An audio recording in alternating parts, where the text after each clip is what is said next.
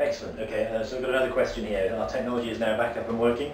Dan asked, how do we feel about the success of the Train2Game courses so far? And specifically some of the Christmas competition projects that were posted. What's your view on some of the content that's being developed by some of our students currently? I was pleasantly surprised. I mean, given the fact that the courses are still relatively new, we haven't had anybody complete the whole of any one of the courses. We've had nobody graduate from any of the courses. Therefore, we're still looking at students in training. Some of the Christmas entrances were very, very good. We had a competition that was based around both programming and design, where we were looking at the design entries without critiquing them on their art capability. We were looking at gameplay and design, and we had some pretty surprising and interesting stuff coming through. And on the programming ones, we had some very innovative games coming through. And we had set the competition up in such a way that they had to do all of the competition entries new and bespoke for the competition. E.g., we'd themed it towards Christmas, so they couldn't use any of their coursework for it, and we gave them a set time for it. Yes, I was very, very pleased. Excellent. We have another question. This one's from Richard. Richard asks, where do you see the industry heading in the next 2 years? I think that's a great question for Richard, being as you're involved very heavily at the where's the business going? Yes. Well, one thing's for certain, the industry is going to carry on being extremely innovative, very creative. The industry itself is still growing globally. Last year, 2009, the second largest sales figures for the UK, slightly different from the previous year. So the industry overall, very creative, still growing. What's really critical for the UK games industry is we do persuade policymakers, persuade the government to introduce a games tax relief. We have a games tax relief that will allow UK game developers like DR Studios, like many other studios in the United Kingdom, to compete on a level playing field with our competitors overseas. And if we can do that, then you'll see an increase in jobs, see an increase in investment, and we'll see the UK games industry having a very prosperous future. Excellent, thank you for that. Another question, here's one probably for Tony, being our course director. How big do you see the gap between the entry level of students who graduate from our course and the studios themselves? Do you see a sizable gap or no gap at all?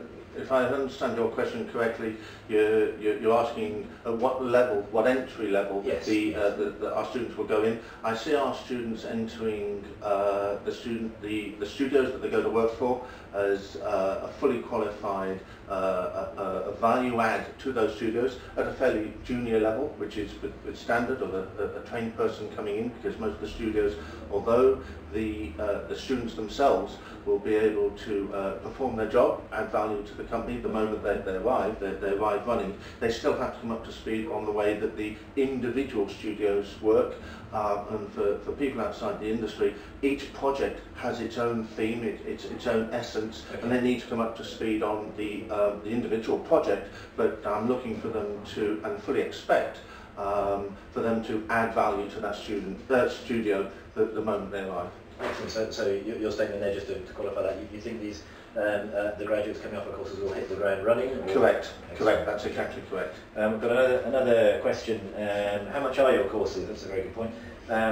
The courses in total cost £4,960 for all three of the courses. So that's the art and animation course, the games developer course, and the games design course. And that equates to around £35 a week. We can also help you, if you need finance options, we can actually help you finance those courses and arrange that finance for you.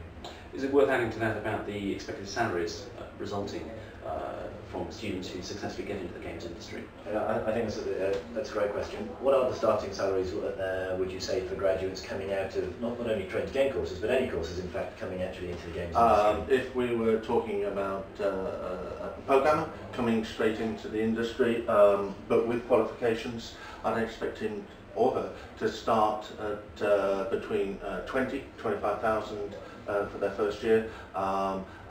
Art somewhere between 17 and 23,000, and design somewhere between 15 and 20,000, depending on their portfolio work, which is why we absolutely concentrate on portfolio work within the course, so as the studios that employ them can see a practical benefit and proof of their abilities.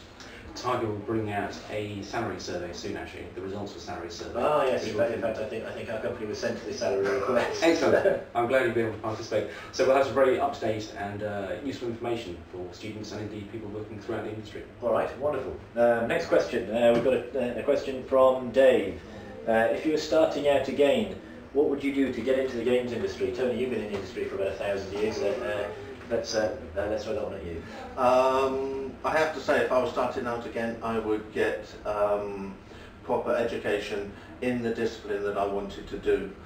When I first started many years ago, it was very much a hobbyist market. There were no courses, there was no blended learning courses like Train2Game, there were no universities, there was no self-help books, there was nothing. It was very much a matter of going and buying a ZX80 or the TI-99, sitting at home, working out by yourself in a bedroom how to programming it and learning all the mistakes that everyone else was making. These days there's a lot of help and assistance out there, be it a blended learning course like Train2Game, be it a university course, be it self-help forums, and that is absolutely what I would be looking to do. I would be looking to put as much knowledge into myself before I applied for a job, and particularly to do portfolio work, actually do practical exercises and proof of my ability and my commitment before I approach the studios.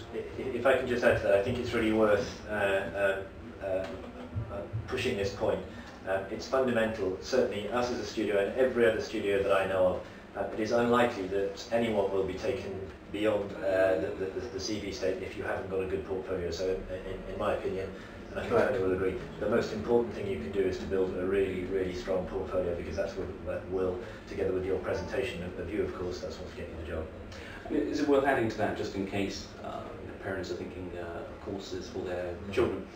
It's worthwhile, obviously, studying mathematics in school, emphasis, really concentrating on that. Yeah. Certainly, many of us years ago perhaps wouldn't have recognised that courses like mathematics, the sciences, can get you into such an exciting industry as the games industry. Yeah, I think maths, having a good strong maths background and a good strong physics background, a good strong science background is key, and it's actually fundamental to the programming side of the business. If you don't have a strong maths understanding, I think you will struggle throughout your career within the programming side of things. So I'm just going to move on a little bit more. Another one from Dan. How would the Train2Game qualification and portfolio compare to university students? So I think, Tony, in fact, there's a question there for both of you.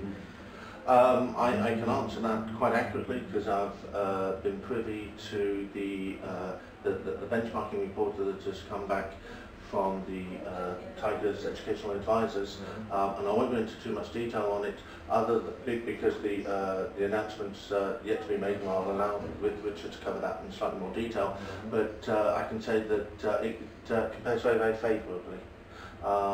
The portfolio work was particularly praised within the report.